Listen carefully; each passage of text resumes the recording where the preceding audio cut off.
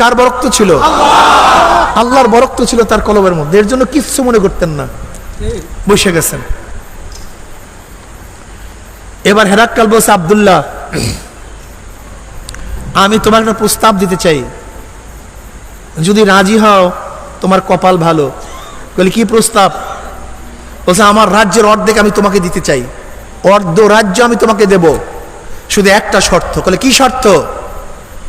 তোমার ঈমান ছাড়তে হবে। কি ছাড়তে হবে? হেরাক্কাল কি বলল? ঈমান ছাড়লে অর্ধ রাজ্য দিয়ে দেব। আব্দুল্লাহ হুযায়ফা রাদিয়াল্লাহু আনহু, হেরাক্কাল তোর অর্ধ রাজ্য কেন, গোটা রাজ্য দিয়ে দিল, আমি ঈমান ছাড়বো না। বলে আব্দুল্লাহ শোনো, আগেই কথা বলিও না, কথা শোনো, আমার একমাত্র সুন্দরী সুশ্রী আকর্ষণীয় একটা মেয়ে, জগৎ বিশ্বত সে সুন্দরী, আমি তোমার কাছে বিবাহ দেব। এখন অর্ধেক রাজ্য, আমি মারা যাব, পুরা রাজ্য তোমার, শুধু শর্ত ঈমান ছাড়তে হবে।